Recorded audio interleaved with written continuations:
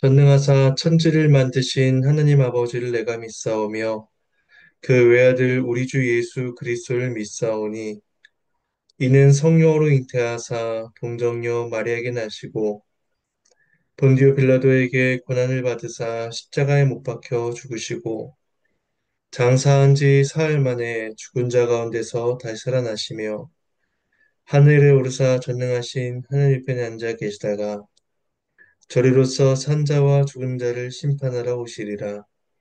성령을 믿사오며 거룩한 공예와 성도가 서로 교통하는 것과 죄를 사해 주시는 것과 몸이 다시 사는 것과 영원히 사는 것을 믿사옵나이다. 아멘. 찬송가 216장 찬송하시겠습니다.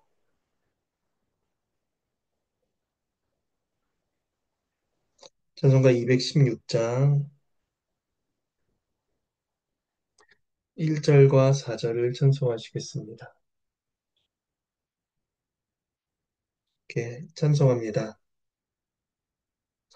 성자의 귀한 몸 날 위하여 버리신 그 사랑 고마워라.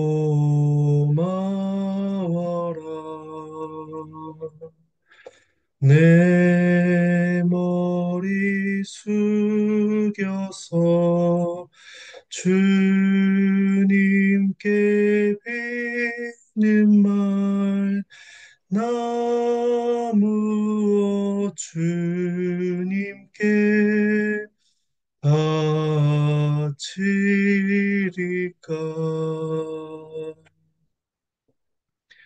만 가지 은혜를 받았으니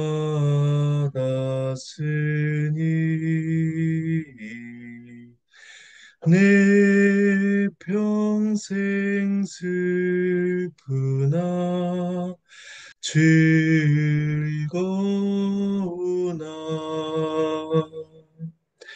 이 몸을 완전히 주님께 바쳐서 주님만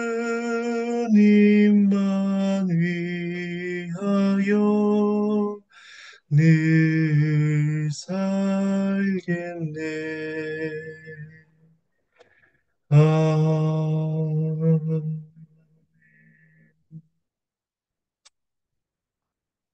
잠시 기도하시겠습니다. 하나님의 은혜에 감사를 드립니다. 이 시간 이른 아침에 함께 모여 누가복음 말씀을 읽습니다. 이 시간 주님의 뜻을 구하오니 우리를 깨우쳐 주시옵소서. 주의 뜻을 분별하며 우리의 믿음과 삶에 주님의 말씀을 적용하며 살아갈 수 있도록 도와주시옵소서. 이 모든 말씀 예수님의 이름으로 기도합니다. 아멘. 함께 보실 말씀은 누가복음 14장입니다.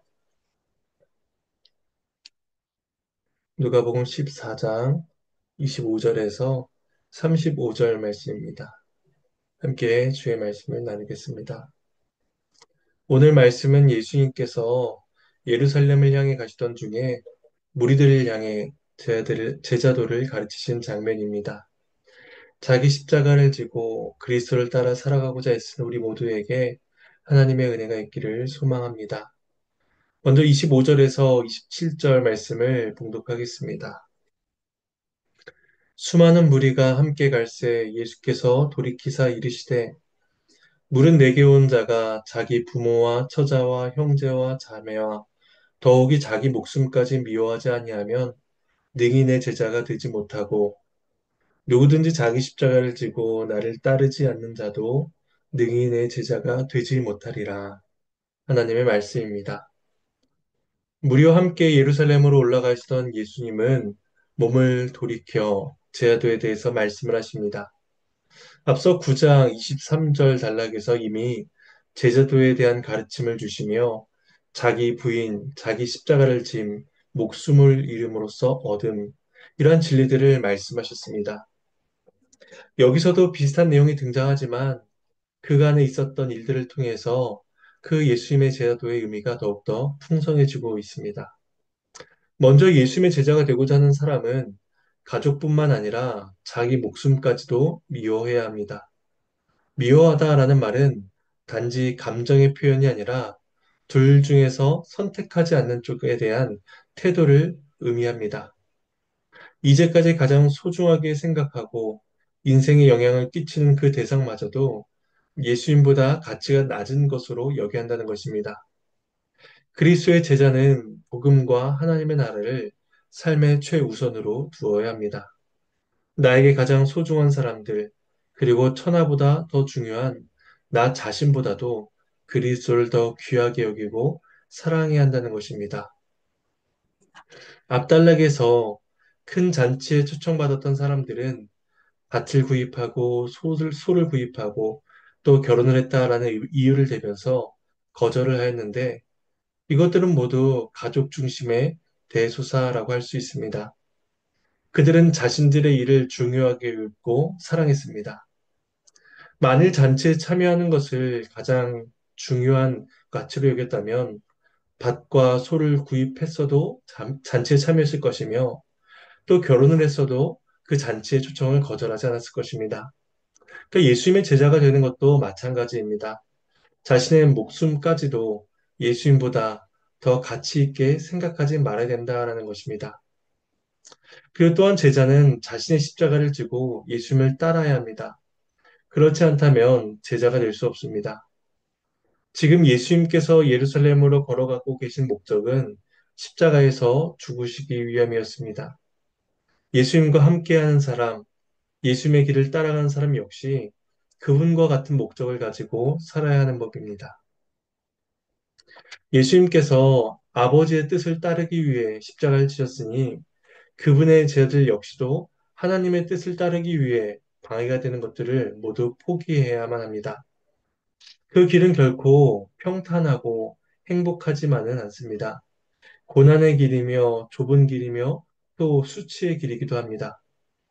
하지만 우리는 그 길을 기꺼이 나아갈 수가 있습니다. 주께서 우리의 모든 죄와 형벌의 십자가를 짊어지고 먼저 그 길을 걸어가셨기 때문입니다. 그래서 예수님을 따르는 데에는 그만한 가치가 있습니다.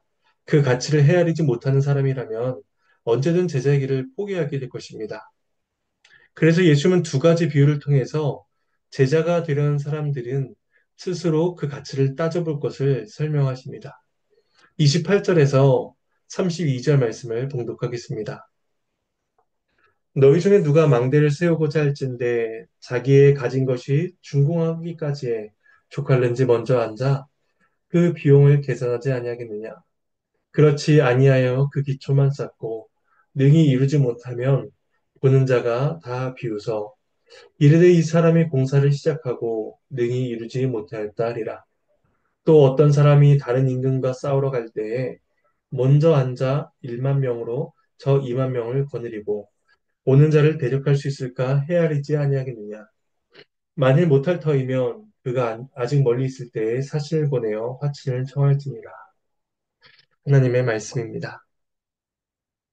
먼저 첫 번째 비유는 망대를 세우는 건축 비유입니다. 누군가 망대를 세우려고 한다면 완공할 때까지의 필요한 비용을 꼼꼼하게 따져본 다음에 공사에 착수하지 않겠느냐? 이런 질문을 통해서 당연히 계산 후에 공사에 들어간다라는 답을 요구하십니다. 망대라는 것은 높게 만들어야 멀리 볼 수 있기 때문에 그 기초를 튼튼히 해야 하고 당연히 기초 공사에도 많은 비용이 소요됩니다. 그런 공사 비용에 대한 계산 없이 무턱대고 공사를 시작했다가 예산이 없으면 공사를 지속할 수가 없는 법입니다. 그래서 비용 계산의 실패 예가 기초만 쌓고라는 표현으로서 여실히 드러나게 됩니다. 높은 망대를 세우기 위해서 땅을 깊게 파고 기초를 든든하게 세웠는데 그 위에 아무것도 세우지 못한다면 그것은 공사를 계획하고 진행한 사람의 무지함을 보여줄 것입니다. 그래서 그것을 본 모든 사람들이 그 사람을 조롱하게 되는 것이죠. 따라서 이런 조롱을 받지 않기 위해서는 처음부터 그 비용을 철저히 계산하고 봉사에 시작해야만 합니다. 두 번째 비유는 전쟁 비유입니다. 어떤 왕이 적국 왕과 전쟁을 하기 위해서는 각자가 보유한 병력과 그것이 어느 정도의 차이를 가지고 있는지를 고려해야만 합니다. 자신의 병력이 10,000명밖에 없는데 적국의 2만 병력을 상대해야 한다면 전쟁에서 질 확률이 매우 높습니다. 아무리 적국을 정복하고 싶은 마음이 크더라도 도저히 불가능하다라고 판단된다면 전쟁은 피하고 다른 방도를 구해야만 합니다. 그것은 전쟁 대신에 사신을 미리 보내어 하친에 힘써야 한다라는 것이죠. 이 두 비유의 목적은 동일합니다.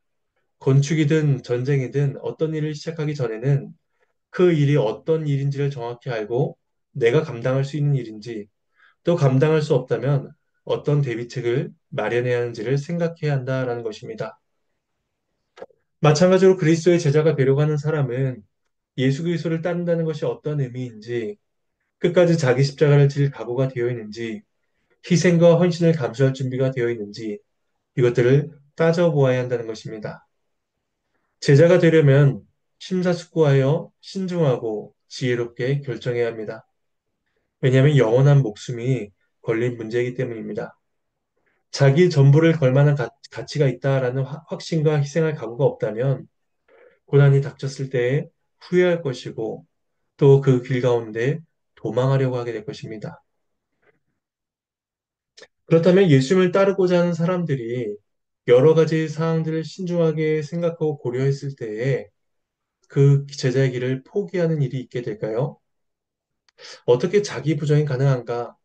내가 복 받으려고 신앙생활하지 고난 받으려고 신앙생활하는가? 이렇게 계산해서 제자의 길을 포기하는 사람은 없을 것입니다. 왜냐하면 믿는 자는 하나님께서 베풀어 주신 그 은혜를 생각할 때에 그 가치가 이 세상의 어느 것과도 비교할 수 없다라는 것을 알기 때문입니다. 마태복음 13장에서는 천국 비유가 여러 가지 형태로서 나타나고 있는데 그 중에 천국이 마치 밭에 감추인 보와 같다라는 비유를 말씀해 주십니다. 밭에 있는 보물을 발견한 사람은 그것을 포기할 이유가 없습니다. 그 보물이 자신의 소유보다 더 귀하고 값지다라는 것을 알기 때문에 모든 소유를 다 팔아 그 밭을 사는 것입니다. 그리스도로부터 구원의 은혜를 받은 사람들이 바로 이런 사람들입니다. 신자들은 하나님을 믿는 것과 그분의 말씀을 쫓아 살아가는 기쁨과 그 가치가 비할 데 없이 크다라는 것을 알게 됩니다. 내 모든 소유를 버리고 남을 만큼 하나님 나라의 영적인 복이 귀하다라는 것을 우리는 압니다. 그래서 성도들은 가볍게 신앙의 길을 걸어가는 자들이 아니라 신중하고 깊게 그 길을 생각해야 합니다. 그리하여 그리스도를 통해 주신 그 영생의 가치가 얼마나 귀한 것인지, 그 은혜를 누리는 자로서 어떻게 사는 것이 마땅한 것인지, 내가 감당할 수 없는 것이라면 어떻게 대비해야 하는가를 고민하며 그 길을 감당해야 되는 것입니다. 물론 예수님을 따르는 길은 쉽지가 않습니다. 연약하고 부족한 내가 예수님의 제자라고 불리는 것이 합당한가? 난 도무지 이를 감당할 수 없는 사람이구나. 이런 생각들을 우린 계속해서 하게 될 것입니다. 그러나 제자의 길은 내 능력과 내 실력으로 걸어가는 길이 아닙니다. 도우시는 하나님의 손길과 또 그 은혜를 전적으로 의지하고 신뢰하며 나아가야만 합니다. 그런 모든 성도가 마땅히 걸어가야 할 길이며 고난의 길이 아니라 그 길은 결국에는 복된 길이 된다라는 사실을 우리 잊지 않고 그 길을 묵묵히 신뢰하며 가야 하는 것입니다. 이처럼 두 가지 비유를 통해서 제자의 길을 지혜롭게 생각해 보라라고 말씀하신 예수님께서는 이제 제자의 삶을 지속적으로 실천해야 할 것을 가르치십니다. 마지막 33절에서 35절 말씀을 봉독하겠습니다. 이와 같이 너희 중에 누구든지 자기의 모든 소유를 버리지 아니하면 능히 내 제자가 되지 못하리라. 소금이 좋은 것이나 소금도 만일 그 맛을 잃으면 무엇으로 짜게 하리요? 땅에도 거름에도 쓸데없어 내버리느니라. 들을 귀가 있는 자는 들을지어다 하시니라. 하나님의 말씀입니다. 예수님은 제아도의 이미지를 소금의 이미지와 연결하십니다. 소금은 짠맛이라는 본연의 성질을 가지고 있습니다. 그래서 음식의 맛을 내도록 도와주고 음식이 부패하지 않도록 해줍니다. 그래서 소금이 좋다라고 하시는데 이 좋다라는 말은 유용하다라는 의미를 가지고 있습니다. 하지만 소금이 짠맛을 잃어버린다면 더 이상 그것은 소금으로서의 가치와 역할을 갖지 못하게 됩니다. 땅에도 쓸모가 없고 거름으로도 사용할 수가 없는 것입니다. 여기에서 소금은 곧 제아들을 가리킵니다. 제아는 자신의 삶을 통해서 하나님의 나라를 증언해야 합니다. 소금이 음식 속에서 그 맛을 내는 것과 같이 제아들은 세상 속에서 맛을 내도록 부르심을 받은 것입니다. 이것이 제자의 역할이며 정체성이었습니다. 제자가 자신의 정체성을 잃어버린다면 아무 쓸데가 없어지고 맙니다. 그래서 앞에 두 비유에서는 제자이기를 신중하고 지혜롭게 생각할 것을 명령하시고 이어질 말씀에서는 소금 비유를 통해서 제자로서의 정체성을 지키고 드러내야 될 것을 말씀하고 있는 것입니다. 본래 이 일은 구약의 이스라엘 백성들에게 주어진 역할이었습니다. 이스라엘은 죄로 인해 부패한 이 세상에 소금과 같은 존재가 되어 있습니다. 하나님의 말씀에 따라 거룩하게 살아감으로써 하나님의 뜻이 이 땅 가운데 드러나도록 해야 했으며 사랑과 희생을 실천함으로써 하나님 나라의 가치를 드러내야만 했습니다. 하지만 이스라엘은 이러한 제도에 실패하고 말았습니다. 율법의 문자적인 의미에 집착하며 사람들을 정죄하였고 어떠한 선한 영향력도 끼치지 못하는 존재가 되고 만 것입니다. 맛 잃은 소금이 땅에 버려지듯이 정체성을 잃은 이스라엘 역시 버려지고 심판받아 마땅했던 것입니다. 제 예수님께서는 마지막으로 들을 끼는 자는 들으라 말씀하시며 그리스도를 따르는 모든 자들이 그 말씀을 듣고 마음에 새겨야 할 것을 강조하십니다. 지금 우리는 이 말씀을 들으며 이 말씀에 우리 자신을 비추어 보았을 때 과연 우리가 제자로서의 삶을 살아가고 있는가 우리는 생각해 봐야 할 것입니다. 자기의 모든 소유를 버린다는 것은 단순히 물질적인 것만을 뜻하지 않습니다. 우리의 자아, 우리의 욕심, 게으름, 허식, 꿈, 계획, 예수님보다 더 귀히 여기는 모든 것들을 오늘 말씀은 그 소유라는 말씀을 통해서 우리에게 가르쳐 주십니다. 어떤 것도 예수님보다 다른 것이 우선시 될 수 없습니다. 하나님의 나라보다 더 귀한 것은 없습니다. 그래서 사도 바울은 자신이 가졌던 모든 것들을 배설물과 같이 여겼다라고 말씀하기도 합니다. 우린 과연 자기 십자가를 지고 예수님을 쫓고 있는가? 우리 자신을 계속해서 돌아보며 복음의 은혜를 충분히 묵상해야 할 것입니다. 그리고 내 삶의 전부를 주께 드리며 제도의 길을 걸어갈 수 있도록 하나님의 은혜를 우리는 끊임없이 구해야 할 것입니다. 그 길을 걸어가는 우리들에게 하나님께서 힘을 주시며 또 넉넉히 살아갈 수 있는 그 은혜를 베풀어 주시기를 간절히 소망합니다. 이 시간 주님께서 가르쳐 주신 기도로 마치도록 하겠습니다. 하늘에 계신 우리 아버지여, 이름이 거룩히 여김을 받으시오며, 나라가 임하시오며, 뜻이 하늘에서 이루어진 것 같이 땅에서도 이루어지이다. 오늘 우리에게 일용할 양식을 주시옵고, 우리가 우리에게 죄 지은 자를 사해 준 것 같이, 우리 죄를 사해 주시옵고, 우리를 시험에 들게 하지 마시옵고, 다만 악에서 구하시옵소서. 나라와 권세와 영광이 아버지께 영원히 있사옵나이다. 아멘.